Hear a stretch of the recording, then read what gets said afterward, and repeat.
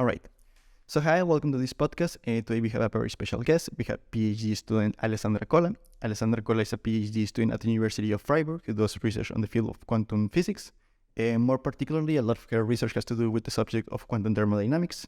So yes, this is what most of this episode is going to be about. So hi, welcome. How are you? Hi, Guillermo. Thanks a lot for having me. I'm very happy to be here. And I'm good. How are you? I'm okay. Thanks for asking. You're the first person who asked me back, so thank you very much. I'm okay. Okay. Okay, so yeah, thanks a lot for accepting. I know you have a very hectic week. But yeah, as I said, most of this episode is going to be about quantum thermodynamics. We'll get to the quantum stuff, but maybe if it's okay for you, if you could start with the classical part. What is thermodynamics? What does it study? Maybe what is it relevant and so on? Right.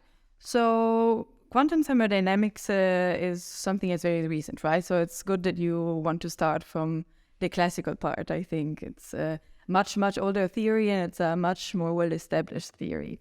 And maybe people know that it started in the 1800s, and it's stemmed by the will of military engineers to build better engines, to harness some sort of energy and to use it for their purposes. Sometimes military, sometimes just make a transportation work, right? So it's started from very, very useful questions. So how do we harness energy?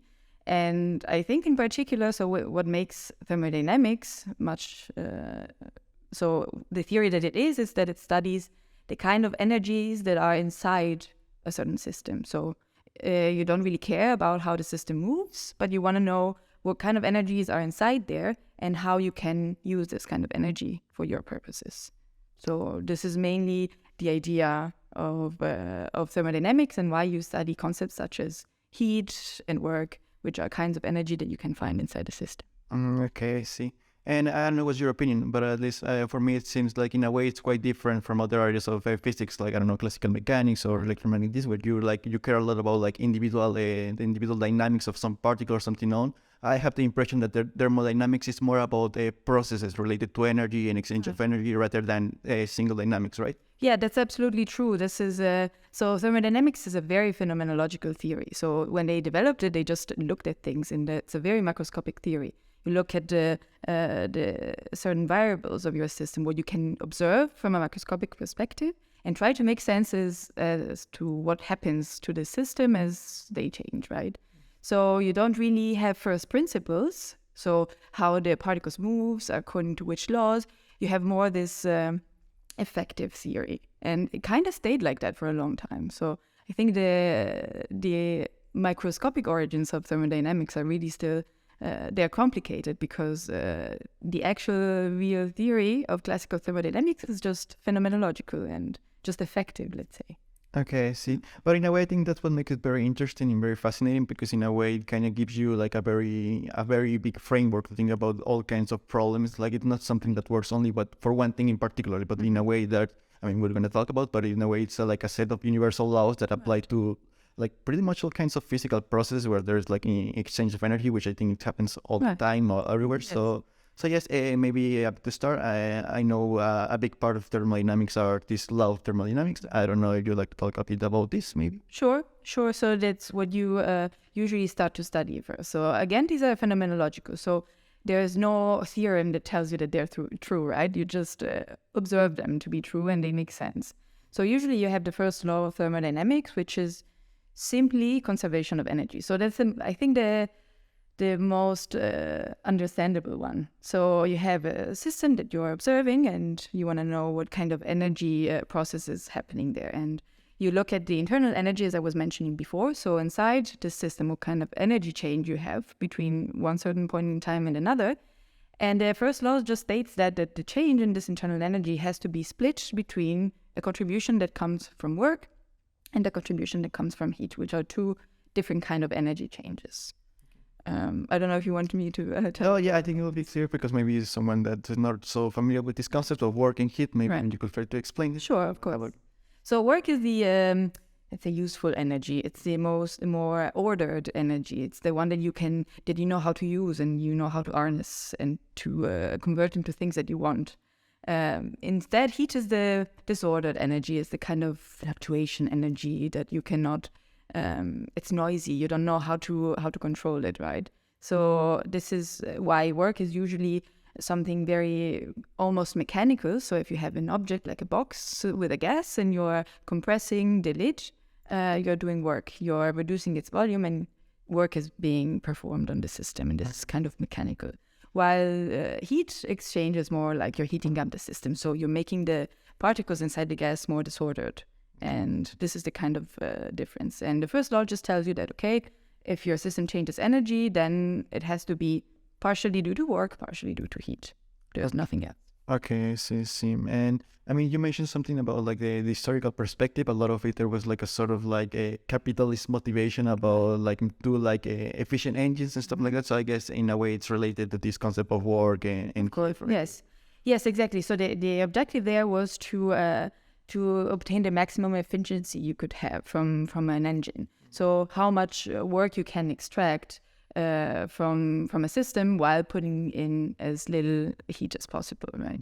And this is somehow the idea of this work and heat. How much useful energy can I extract from a system if I do a certain process on it? In this case, it's a cyclic process on the system. How much can I get out of it? Okay, I see. Okay, I think it's more or less clear. It's clear about this first law. Maybe if you could explain more about the second law. Right. I think this is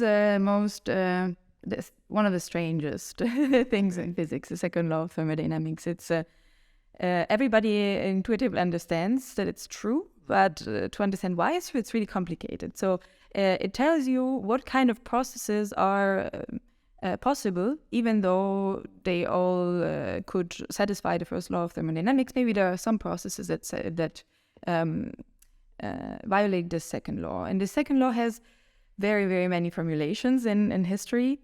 So you can give a lot of them, but this is now connected. So it can still be formulated in terms of work and heat. So it's the idea that you cannot convert all of your heat into work. So you cannot have these perfect machines that you just heat up things and you get useful energy out of it. This is impossible. This is telling you that it's not going to happen for you. I'm sorry, this is not possible in real life. But then a more interesting formulation is the one in terms of entropy. So if you have, in this case, an isolated system, you have this quantity now. This entropy just kind of tells you about how disordered your system is. If it's very disordered, chaotic. And the idea is that for an isolated system, the entropy cannot decrease in time. So there is no way that you can get a system that's more ordered on its own if you don't put extra energy into it. So you can, if you have a system, you can make it more ordered, but you have to put energy into it for it to work. And so this then gets taken to the universe. So the universe is then assumed to be isolated, so that it says, okay, then the entropy of the universe is forever increasing, or it can never decrease. Okay, I see. And I mean, I really think like this second law has very strong implications, like the fact, like in a closed system, as you mentioned, like things say the tendency, I think it seems like what this law says, that things tends to disorder, right? Like things like there are more ways of a system to be disordered than to be perfectly ordered. So it seems like this the tendency goes state. And also I think something that you mentioned that it's interesting because I mean, I think like as you say, like thermodynamics about like this physical process, but it also tells us a lot about what is possible and what is not possible. So you were saying about like in a way, the second law of thermodynamics tells us about that it's impossible to have these perpetual motion machines and like there's a certain kind of there's always a certain kind of energy that's going to be lost, or it's going to be a process cannot be like 100% efficient. Right. Exactly. Okay. And I guess, and maybe, I don't know if you want to mention, because I mean, I think there is something that you were mentioning before, it was something related about the second law and the loss of information. I don't know if you want to say more. Yes, so this is a very open topic still. So this connects to the fact that if you really think about it, the fact that an isolated system has to increase in entropy clearly tells you about in which direction time is going, right? And this is very much in contrast with the fact that if you look at classical mechanics and you want to describe your system that you're studying, right? The isolated system that is supposed to become increasingly more disordered.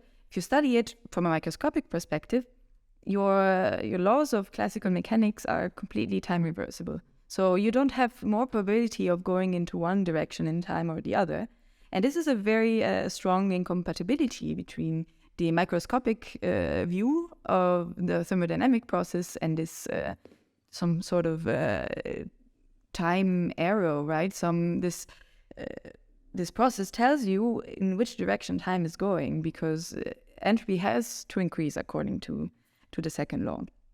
And when people started looking at this really from the statistical mechanics perspective, so really trying to see it from the microscopic perspective, then in the end, you have to explain it in terms of probability in some sort. So you say, okay, there's much more, there's many more configurations of my system which are disordered rather than ones that are ordered. But what does this mean?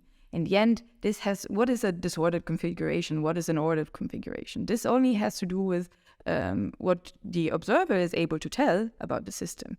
So you can only start to talk about this if you say, okay, but now my observer, the experimenter or whatever, has limited knowledge of what this macroscopic system is looking like. Maybe it cannot follow every particle exactly what it does.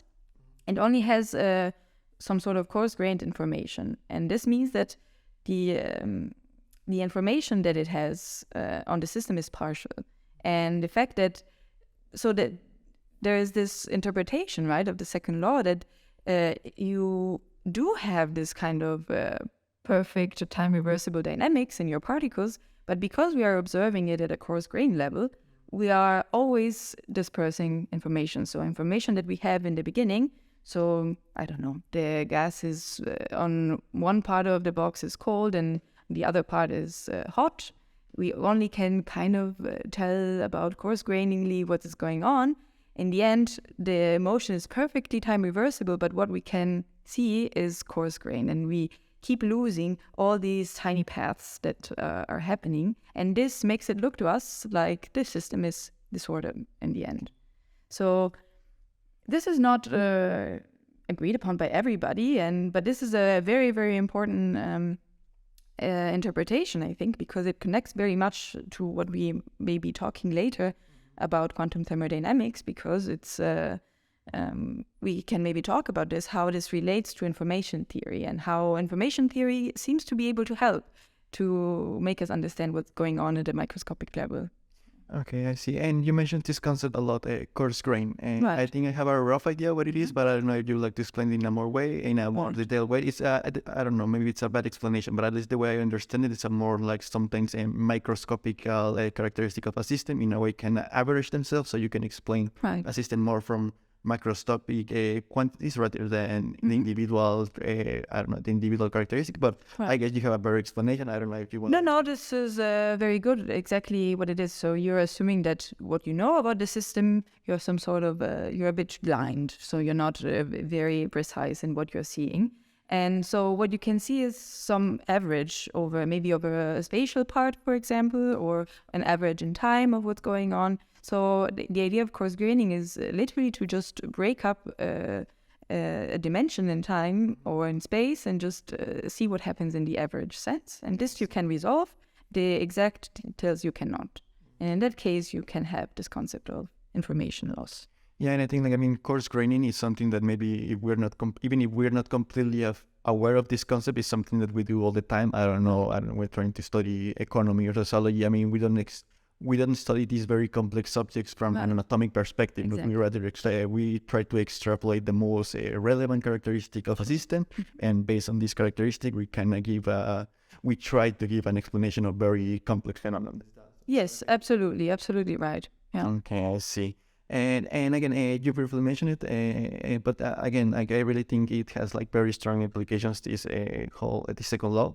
You briefly mentioned what is known as the arrow of time, and I think like these concepts, I don't know, space or time, like these are very hard to define in a way. I think even I don't know how is it for you, but even for me as a physicist, when someone asks me what is space or what is time, Sure. it's kind of hard. It's kind of hard to define, because I think in a way it's something that is very ingrained in our inner experience of the world, so it's hard to like separate and define it.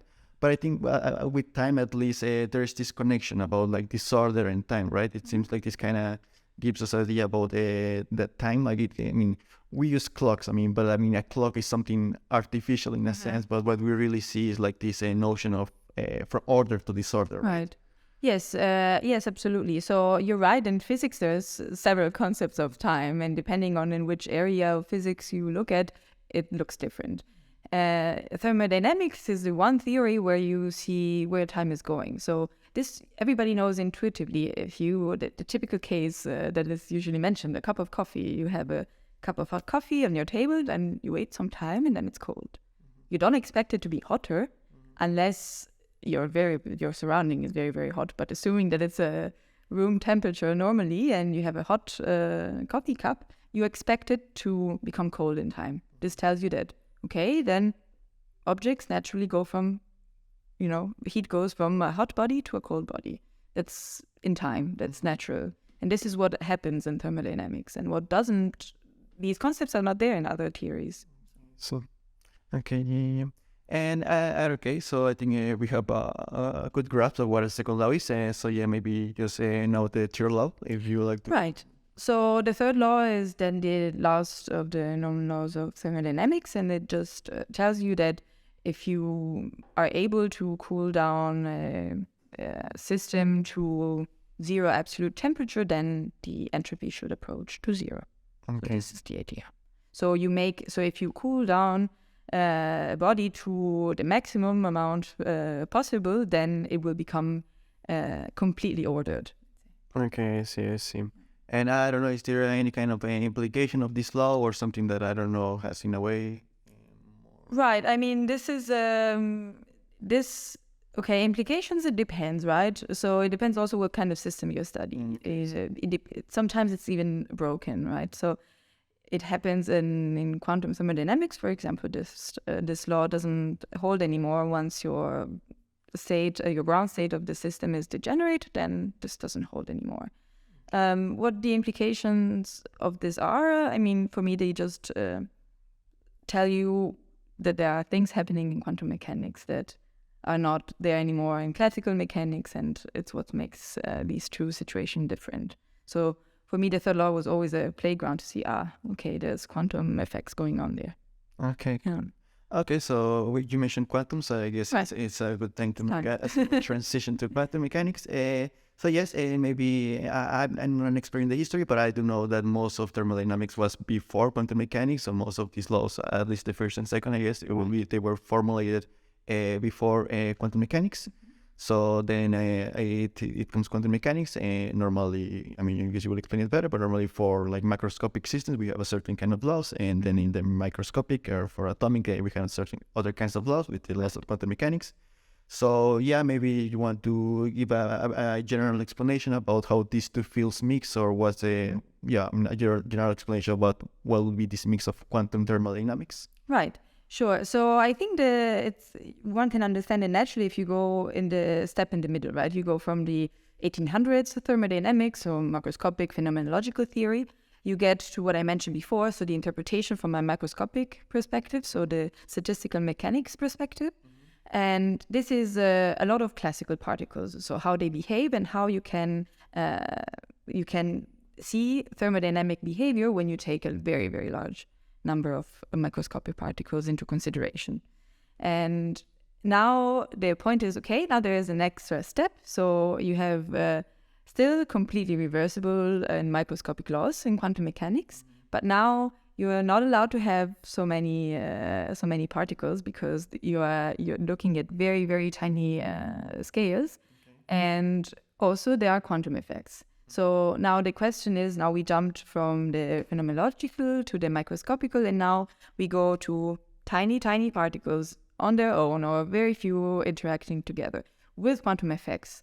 What happens from a thermodynamics perspective? What can you say about how the quantum effects change this? Can you even define the same properties that you have in thermodynamics? Because you usually have very few particles that you can study in quantum mechanics. So this is the jump that the field wants to make. So to understand this also from the quantum perspective. Okay, I see. And I guess one of the I don't know if we call it a problem, but yeah, I mean, you did mention that normally in quantum mechanics, I mean, you're interested a lot about the dynamics of a system, and normally you use what is known as the Schrödinger equation. Right. And this has an unitary evolution, so you can, I mean, you can kind of go forwards and backwards, so to say it, to know the dynamics.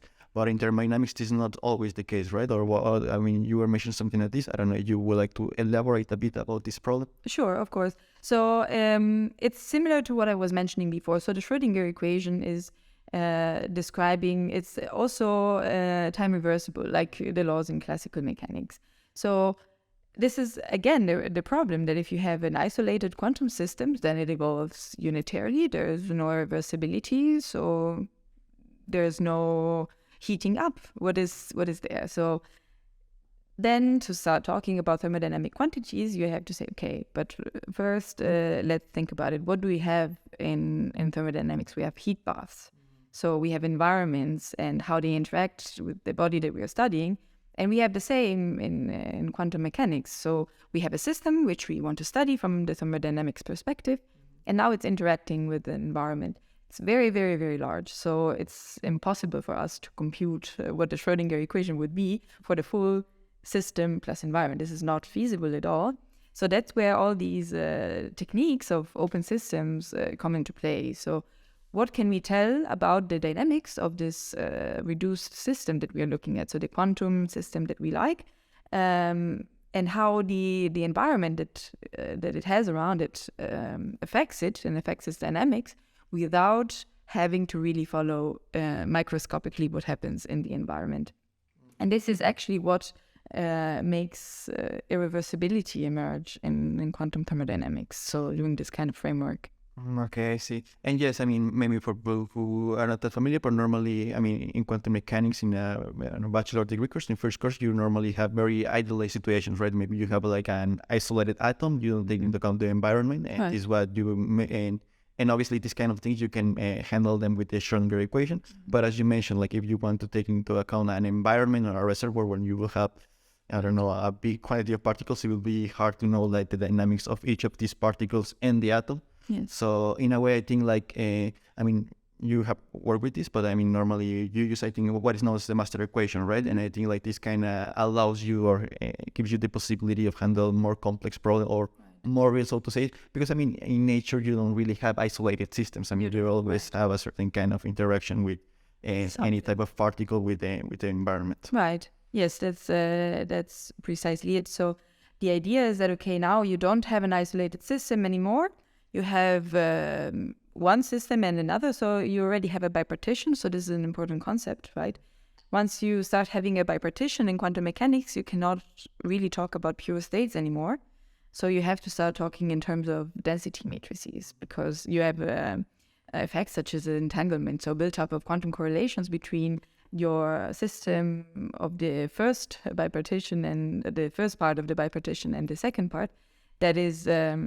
So it's this kind of quantum correlation that as soon as you stop looking at the second part, then you have less information about your system of interest. So even though the full evolution is quantum and you could know everything about it, if the system and the environment are entangled and you stop looking about the environment because you don't care for it, then suddenly your system is in a statistical mixture. You know less about it. It's more disordered again, right?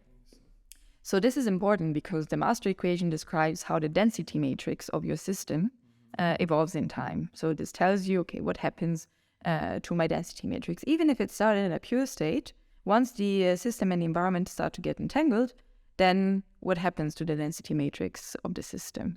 And what kind of evolution do I have? So the Schrödinger equation is just a special case. It becomes the von Neumann equation in this case in the density matrix formalism. It's just a special case of a master equation. A master equation instead takes into account also non-unitary evolution. So the fact that you stop looking at your environment, so your second part of the system, just means that you don't have a fully unitary evolution for your system of interest, but you will have a part of it that's unitary and a part that's non-unitary. It's dissipated, we call it also. So I don't know how much mathematical I should go. How are you? So maybe this is important, at least for me it is. So when you when you look at the von Neumann equation for a closed quantum system, you have a commutator with the Hamiltonian. So the Hamiltonian I didn't mention before, but it's the function that is describing what your system is and how it evolves and what kind of energy it has, right? So usually you have what's called a commutator with that, and it describes the unitary and perfectly reversible evolution of your quantum system. Now, if you start having an environment which you neglect, so you say, okay, it interacts with my system, but now I stop looking at it, I don't want to compute what it does, then you will have, on the system side, you will still have a commutator with some Hamiltonian, and then you will have what is called a dissipator, which is the part that is usually connected to the reversible, the noisy evolution of the system. So this is it has a different mathematical structure. It's less nice if you want, but it's what makes irreversibility emerge. Okay, I see. And I mean, you mentioned Hamiltonian, and yes, like as you mentioned, for people who maybe not know, but yes, normally in physics you use this thing that is called a Hamiltonian, which is called an operator, and this kind of describes the system in a way, or the forces or the interactions that occur in your system. But at the same time, you also have like this what you call dissipators, right? And I guess like normally, I have not worked that much, but really what I work is that normally you can also have different kinds of dissipation, and you can also model different kinds of physical system or typical of environment with different kinds of dissipators, right? Right. Yeah, this is true. So this really depends on what kind of assumptions you make. So the strict distinction between the commutator and so the unitary part and the dissipator part it's not super clear in the general case. But usually you make certain assumptions. So you say, okay, but then my environment is very big. And I say that the coupling between my system and the environment is very weak. We say that's not very strong.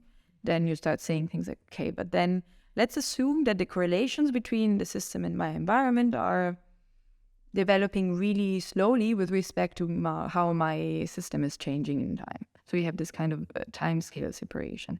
And at the same time, you start saying, okay, then I also assume that the environment, even though it might have little change in its evolution due to the interaction with the system, these decay very, very fast. So the two-time correlation functions within the environment are decaying really fast.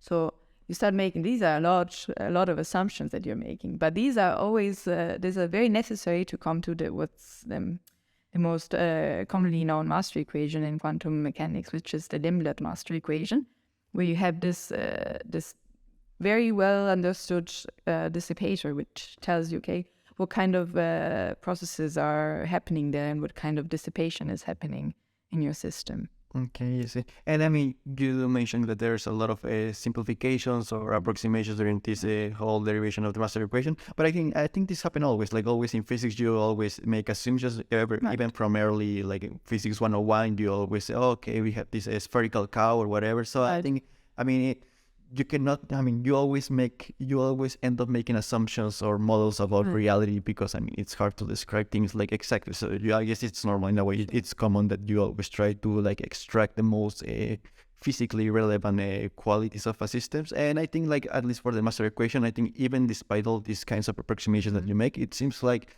it works alright. I will say, or we can allow you to understand many phenomena. Right. Yeah. This has gathered a lot of popularity in these years, or not even recent years. It's been around for a long time. It's very popular because it describes very well a lot of systems and a lot of cases which you normally study. Although it doesn't describe all of them. This is important to know, right? And which kind of because you say it doesn't describe all of them, so maybe there will be one particular example that you would like to mention where it's hard to describe. Yes, so I mean, as soon as your environment, for example, is finite dimensional, it's small, then this is already the approximation that you made already. Okay. If the coupling is strong between the system and the environment, is again out of the approximation scheme, right? So there's a lot of cases, and of course, in many applications, they pop up less often than the case where you really have all these nice properties. But it's also interesting to study these more extreme regimes, right? Especially when you when you look at a system really microscopically and you try to figure out a general theory. Okay, I see. And I know you have worked a lot with this, and in fact, you have this paper, Open System Approach to Non-Equilibrium Quantum Thermodynamics at Arbitrary Coupling. And I think in this, if I understand correctly, but you will explain much better, but I mean, you try to, you kind of make a derivation of the master equation, and based on these principles that you do, these assumptions, or this new type of derivation, you can explain some properties of thermodynamics, but I will, I guess, explain it better, so you can do it. Yes, sure. Thank you for bringing it up. So I really like this paper, right? So I was mentioning that this master equation doesn't work all the time. And so usually in quantum thermodynamics, when you have your definitions of work and heat, so it's important to understand how you define work and heat first. And usually you assume all these assumptions that I just told you. So you assume that you have a limited master equation. And then usually the Hamiltonian that you find at the commutator is just the system Hamiltonian that you prescribed in the beginning when you started studying the system. And then the definitions of heat and work are the same as in statistical mechanics. So you have your Hamiltonian of the system, and you have the density matrix that describes the evolution of the state of the system, right? And once you look at internal energy, so you naturally describe it as the average value of the Hamiltonian with respect to the state of the system. So when you change internal energy in time, you can have a change that's due to how the Hamiltonian changes in time. Okay. And you can have a part of it that's instead due to how much the density matrix changes in time. And this was canonically understood as, okay, if I have a time-dependent Hamiltonian, it means that I am reconfiguring my system. So I'm doing something to my system. There's somebody external doing something. So changing how the system looks, like the box. I'm lowering the lid, right? Changing the potential of the box. So a time dependency in the Hamiltonian means that somebody is doing work on the system. So usually if you have the part that is, so the change in the energy that's due to how much the Hamiltonian changes in time, this means that this is work. So this is usually understood as the work contribution. While the part that is given by how much the density matrix, so how much the statistics of the state of the system changes in time, this is given by the noisy configuration inside the system. And this is usually understood as heat. So you first, in the recoupling and limited master equation case, you have these two contributions, and they are well accepted and well understood. And from this, you can also nicely derive the second law of thermodynamics, because if you look at how the entropy production changes for your system, this I didn't mention before, but since your system is not isolated anymore, you cannot look at how the entropy changes, because it only worked when we looked at isolated system before. So for the second law, for an open system, it changes because you have to take into account that heat contribution will change how disordered you are. And this tells you really nothing about irreversibility, because you put in energy to make the system more or less disordered. So the idea is that, okay, you have a entropy change contribution, and then you have a heat exchange contribution, and you kind of add them together, you get what is called the Clausius equality, so the definition of this entropy production that tells you really what's the irreversible behavior of the system. And there the second law says, okay, then entropy production should always increase in an open system. And in the limited case, this works very well, because you can prove that for a limited master equation, so for this limited evolution, then you will have entropy productions that are always increasing. So if you define your entropy with your von Neumann entropy, and you define heat as I explained before, then you have positive entropy production and positive entropy production rate. So your entropy production is always increasing in time. And this is a signature of the fact that you're, as I was mentioning before, you're losing information into the environment. So the fact that you are not looking at the bath anymore, so the environment, and the fact that you have a limited master equation, this describes you that you're leaking, so from your system to your environment, you're continuously leaking information. And this gives rise to irreversible behavior. So this is really nice. But then the question is, what happens if you don't have a limited master equation anymore? So what happens is if one of the several assumptions that I told you before. What happens if one of them drops? So how do you describe the thermodynamics of your system? And I think one of the best ways I understand why this is a problem is that, for example, if you start looking at a system that is strongly coupled to an environment, then you usually have the Hamiltonian for your system, your environment, and your interaction, right? Okay. And now your interaction is very strong. You're assuming that it's not negligible. And this is something that you used to assume in all other cases, that you can just neglect the interaction energy somehow. Okay. In this case, you cannot neglect it anymore, but the interaction energy that is given by the interaction Hamiltonian is completely shared between the system and the environment. So it floats there, right? It stays there. But is it energy that should be attributed to the system, or is it energy that should be attributed to the environment, or should it split it equally, or a bit here and a bit there according to whatever reasoning? So this is a big fundamental problem, I think, when you start looking at quantum thermodynamics at a strong coupling regime. So out of this weak coupling approximation. And this is what my paper is about. So there are several approaches. I have to mention there are a myriad. And maybe if my paper doesn't help, but it just adds another approach instead of clarifying. Yeah, I don't have time to get into how many different ideas there are. There's a lot of debate in the community. So I think this is a very interesting topic to be discussing about. And what we propose is that you, from the theory of open systems, you can also study master equations that are out of the Limbladian case. So they don't have this commutator with your Hamiltonian plus the nice Limblad form dissipator. You can study different kinds. But there is a way of studying the evolution of your system exactly, even out of all of these approximations. And there is a master equation for that, which is time local, exactly as the master equation that is in Limblad form. But it's more general. It's more complicated. So it's time dependent. It has negative rates, which don't appear in the Limblad case. So it's more complicated, and actually it's very hard to derive. So because it describes the exact evolution of your system. So you're still not looking at above, right? But you're not making approximations. You don't ask this timescale separation. You don't ask for recoupling. So there is, in theory, if you're powerful enough as a scientist and you know how to solve your equations well, there exists this master equation, and it exists also. It's explicit for certain more let's say more toy models or easier systems, but you can also find it numerically with certain numerical tools. And we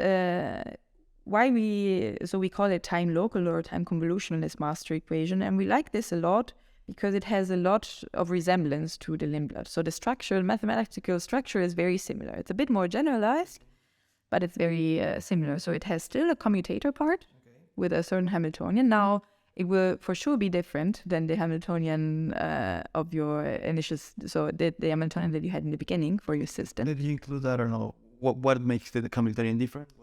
So it depends, right? So in general, I can tell you that mathematically it exists. So there's a Hamiltonian in there, in this commutator. And I cannot tell you what kind of relationship it has to the original system Hamiltonian in very general terms. But if you look at it, what happens in several systems, you usually have renormalizations of parameters, you have extra driving terms, you find out all sorts of, you get all sorts of terms into this Hamiltonian. Of course, there's also the bare, we call bare Hamiltonian that you had in the beginning, but maybe it gets modified. Maybe the parameters get modified, maybe you get extra terms. Right. But then you still have this dissipator part, and it's similar to the Limblad one, but it's, again, a bit more general, a bit more complicated. And what we propose to figure out, okay, how do we define the energy of the system when we have a strong interaction energy? How do we divide it? And how do we then look at heat and work? We just propose to just look at the Hamiltonian that appears in the commutator in this particular, so in this time local master equation, which is in principle very general, although sometimes very hard to obtain, because it just describes completely the evolution of your system. So you're not interested in the bath still, but your system you can look at exactly. So you know exactly how your density matrix evolves, and you can split this part into a commutator and a dissipator part. And we say, okay, then what we find in the commutator is an effective Hamiltonian, which now it will include effects of the coupling with the environment. It will include in which kind of state the environment was at the beginning of the evolution. It will include this information, but it will not include too much of what the environment is doing. So it will only include information of what is interesting from the point of view of the system. So it will only tell you what really matters for the evolution of the system. We say, okay, then if we take this Hamiltonian, we can also define effective work and heat and internal energy and entropy production. And we can do this for virtually all kind of systems.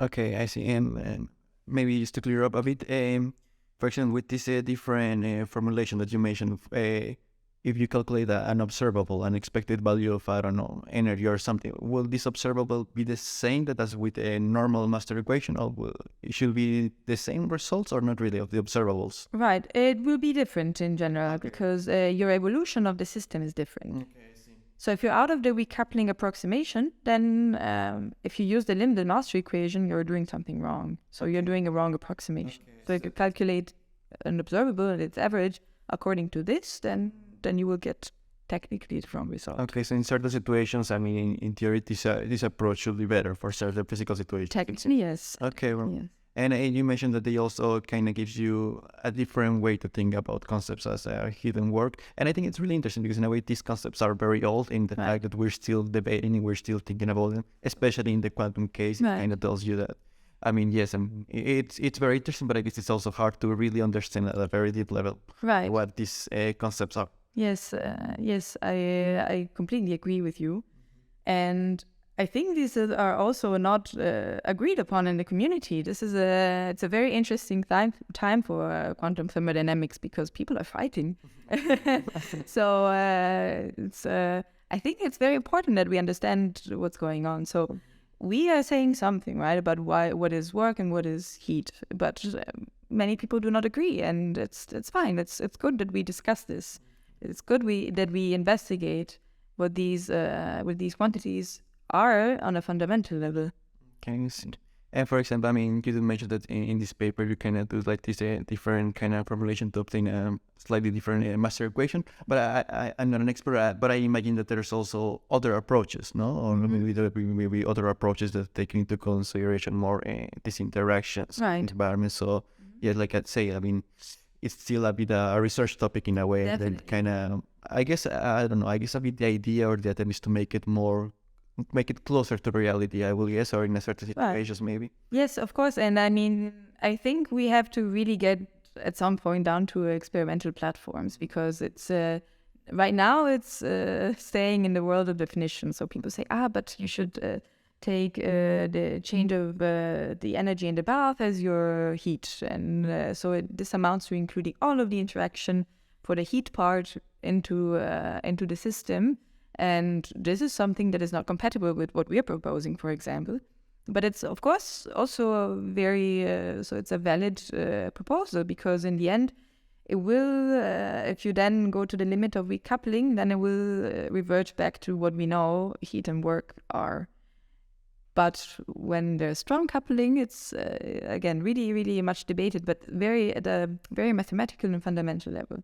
So I hope we get down to experimental platforms soon and we stop debating about this, but it's still at that stage, I think. And I know your work is mostly theoretical work, but you were mentioning, is there any proposal of experimental platforms or is it still very far away or is it close? I don't know if you have any type of idea. No, we do have an idea. So, of course, it's a very... So it's very simple. We just want to understand really what is the energy of a system when it's interacting with an environment or with a secondary system that we don't look at. So if it's strongly interacting with it, what can we tell about the energy?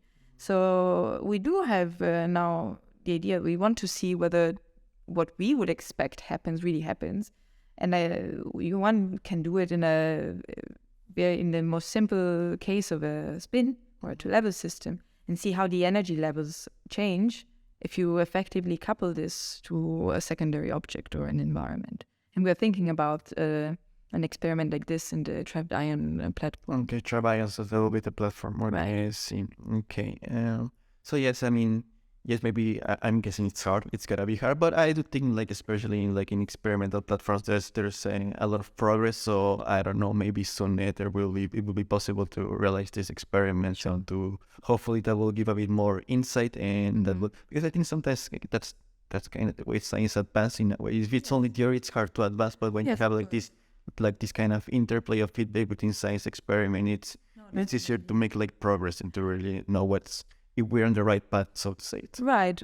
I absolutely agree. I mean, at this point, we're a bit shouting at each other and everybody is coming up with new approaches. And then the debate seems a bit endless because people don't want to let go of their ideas. And I understand this. I also like my ideas and it's hard to let them go. But at some point, need to reach a conclusion. And I think experiments can definitely help steer the theoretical discussion in a more refined direction. I see. And I don't know, maybe speaking a bit more generally about the field of quantum thermodynamics, is there any kind of application in this? I know that I think it's important to talk about science as a mean of understanding nature, independently if there's application or not, but I don't know, maybe you know any type of application of this area of quantum thermodynamics that you may know or something? Yes, of course. I mean, I think, so I always say that quantum thermodynamics has three different main interests from the scientific community. So first, it's fun to look at how two completely different theories merge, and we always try to do that. Then another is this information loss and irreversibility connection, which I find particularly interesting. But of course, what really, in my opinion, kickstarted the whole field is the application. So the possible quantum advantage of having a heat engine that is made up of quantum objects. Okay. So can you use entanglement, superposition, and things like these to have better efficiencies or get something better out of a thermal machine which is made up of quantum objects? This is a very interesting question, and there's many people working on this. And I think this is the moment the biggest application and foreseeable application here. So I mean, I guess one idea would be to have these quantum engines or quantum machines that in theory they could be maybe more efficient than all machines. I see. Right. Yeah, I think a lot of the attention in terms of quantum technology gets to quantum computers, which I understand because they're super cool and obviously they have this all important application quantum computers. But I think there's other areas of quantum mechanics and quantum technologies that also are very interesting. You have very interesting applications. I think also quantum metrology or you say quantum heat engine. So yeah, it's cool. I mean, it's cool that hopefully we can use this knowledge of these new theories and to apply, to make maybe more efficient machines, so to have more practical applications. Yes, precisely. Okay, I see. And I don't know, I mean, you did talk about a bit, but I don't know, how do you envision the future of the field? I mean, you did mention that there seems to be experiments, so it seems like, yes, there's progress, and it seems like it's a very, the field it's growing and there has been progress, right? So I guess you have an optimistic view about the future of the field, or? I do. In general, I have to say I do. I mean, there's people saying, okay, why do you even want to fit a theory that works for big objects and make it fit for small and quantum objects? But I think you cannot win if you don't try, right? And I think I have the feeling that this is really helping us understand what's going on. In particular, as I said, I'm very interested in this side, also on this side of irreversible behavior. And why do we get equilibrium? Why do we reach equilibrium if we start from completely deterministic and time reversible laws and the macroscopic level? And I think that's why you will see, if you look at the quantum thermodynamics paper, many of them are really connected with quantum information. Okay. And this is really, really, so the tools of quantum information are helping out a lot in understanding what's going on at the quantum level, at the thermodynamic quantities. So it tells you also that there's really a link between these two theories, at least in my opinion. Some people say that's no, they're completely different, right? So again, it's debatable, but in my opinion, there's a lot to discover there. And I think maybe it's even a turning point, right? And understand things that are not understandable at the moment. Maybe in this new light, I think it's going to help us a lot.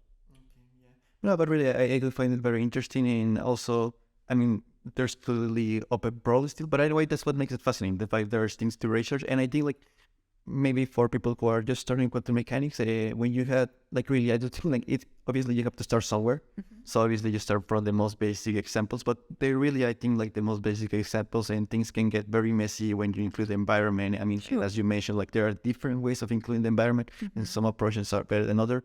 But I mean, that's what makes it very fascinating. I think the fact that you have all these, in a way, these possibilities that makes it difficult, but also I think very, very fascinating. And I think there's still a lot to understand, maybe, yes. Definitely. But again, I'm also convinced it's what makes it interesting. So to really understand fundamentally what's going on and maybe get very, very useful insight from this kind of research, and so I'm very happy to be part of it, to be honest. Okay, so cool. And I don't know, maybe a bit to finalize, if there's a current project that you're working at the moment, or is there some concept that interests you the most? I don't know. You want to talk about future projects or something? Right. So I mean, there's a lot of a lot of things that I'm working on at the moment, because I'm trying to extend this idea that I just discussed with you about, so in this paper of us, and just trying to extend it as much as possible, understand how much we can get out of this idea, and of course test whether this makes sense. So we are going into very different directions. So what this tells us about efficiency of thermal machines, what it tells us about fluctuation theorems and things like these. So there's a lot of different avenues, and sometimes it's hard to understand which one do I want to work on now. And maybe in the end it's all a waste of time, but I think it's never a waste of time in research. So there's a lot, but as I told you, I think the most interesting part is to really understand this connection between irreversible behavior and loss of information, not just in an open system in the sense, okay, if I have the system plus an external environment, but also from the cross-graining perspective in an isolated system, but with limited information, understand irreversible behavior in this sense in the very strict mathematical sense. Okay. So there are proposals around, of course, but I think this is also still to be understood. So this is also what I would like to work on in the future. Okay, no, but it sounds very cool. So yeah, good luck. I guess it's hard, but yeah, but I actually can do it. Yeah, maybe just on a last note, some advice you want to give to maybe people who went to the PhD, or I don't know, maybe someone who is just interested in physics or something. Right. So I think the best advice, okay, it will sound corny, right? But do what you like. Yeah, that's a good advice. No, this is a really, I mean, PhDs can be stressful, and I think it's important to find a topic that you're working on interesting. And I mean, this gave me the motivation to go through fights with people, even though they are scary, and especially for a PhD student. But if you don't have the motivation because you are genuinely interested in a project, you will not make it, in my opinion. So that's the best advice I would have. But I think that's a good advice. Yeah, I mean, I guess you have to work around 3 or 4 years in a project, so you better like it, because of yes, the definitely fun. Definitely. Okay, so yeah, I think that's it. But honestly, thank you very much. So yeah, okay, I think that's it. Thanks a lot.